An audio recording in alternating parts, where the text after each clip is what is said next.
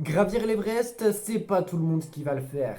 Déjà parce que c'est une aventure dangereuse et difficile, mais aussi parce que c'est extrêmement cher. Salut les gens, c'est Megarix. Dans cette vidéo, on va se mettre dans la peau d'un alpiniste qui va gravir l'Everest et on va voir étape par étape tout ce qu'il va devoir payer pour son ascension. Vous allez voir, vous n'êtes pas prêts. Avant que la vidéo commence, je tiens à vous dire, n'hésitez pas à vous abonner à la chaîne YouTube si le contenu vous plaît. Et aussi à liker cette vidéo. Voilà, moi ça m'aiderait vraiment.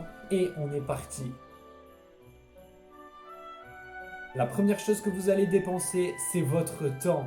Une expédition dure minimum 2 mois. Et ben, si vous travaillez ou peut-être que si vous êtes en cours, et ben, il va vous falloir arrêter les cours pendant 2 mois ou arrêter de travailler pendant 2 mois.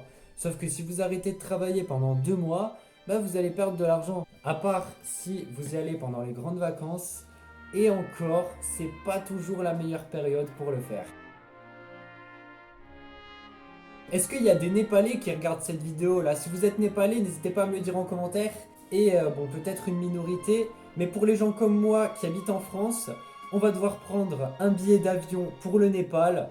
Et bon, on peut en trouver à environ 800 € aller-retour, ou assez cher. Et donc ensuite, une fois qu'on est au Népal, on va devoir rejoindre la vallée de l'Everest côté Népal. Et là, on a deux options. Soit on fait tout le trajet en hélicoptère pour 320 €, soit on fait une partie du trajet en bus et on le termine à pied. Et dans ce cas, on n'aura pas besoin de payer, mais on aura besoin d'une semaine supplémentaire. Et bien sûr, il y aura aussi les frais de logement, de restauration pour vous nourrir évidemment, quelques centaines d'euros environ. Il faut environ 120 € rien que pour avoir le droit d'approcher l'Everest dans les règles. Pour l'autorisation, donc le permis de monter l'Everest, comptez environ 10 000 € et il vous faut aussi un bon palmarès en montagne. Parce que oui, si vous avez rien fait avant, ils vont pas vous laisser monter. Par exemple, Jordan Romero, lui, il avait fait le Kilimandjaro, il avait fait d'autres sommets à 6000 mètres. Et Inox Tag, il a déjà fait le Mont Blanc et l'Ama Dablam. Donc il vous faut obligatoirement être un minimum expérimenté, sinon ça marche pas. Et vous allez peut-être aussi avoir besoin d'un guide, donc d'un Sherpa, qui va vous accompagner tout le long de votre expédition. Et donc le prix va varier un peu en fonction de votre niveau d'autonomie.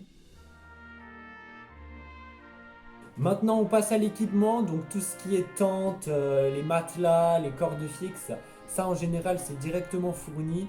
Mais pour tout ce qui est les combinaisons, les chaussures et tout, ça peut monter à des centaines d'euros. Parce que c'est des vraies combinaisons qu'il va vous falloir. Parce que oui, passer 8000 mètres et tout, avec les températures qu'il fait dans la zone de la mort et tout, si vous n'êtes pas suffisamment équipé, les conséquences peuvent vite tourner au drame. À ce moment-là, on est au camp de base et pas mal de gens s'arrêtent là. Et en vrai, c'est déjà très bien. On est dans les 4000 mètres et tout.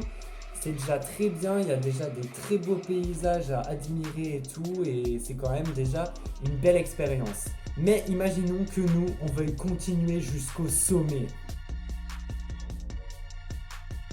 À partir d'environ 7900 mètres, il va vous falloir des bouteilles d'oxygène parce que dans cette zone, l'air est irrespirable ou alors il est respirable mais genre vraiment pas longtemps. En moyenne, il en faut à peu près 4 ou 5 et c'est 500 € la bouteille. Et vous payerez aussi l'oxygène pour votre guide.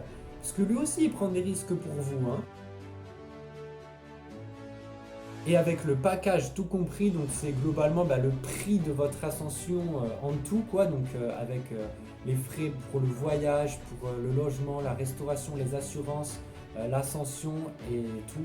Et là-dedans il y a aussi de l'argent qui va aux personnes qui sont tout simplement au camp de base et qui aident tout simplement au camp de base et tout. Donc le prix en moyenne pour une ascension de l'Everest, c'est entre 40 000 et 60 000 € pour une personne lambda. C'est-à-dire que par exemple pour Inoxtag, qui lui veut réaliser un documentaire avec du matos caméra, des drones et tout, avec tous ses entraînements d'avant, là c'est des centaines de milliers d'euros. Et il y a un truc qui arrive souvent, c'est les soucis de dernière minute. Par exemple, des problèmes de temps qui font tout simplement que l'ascension est trop dangereuse et qu'elle est annulée du coup.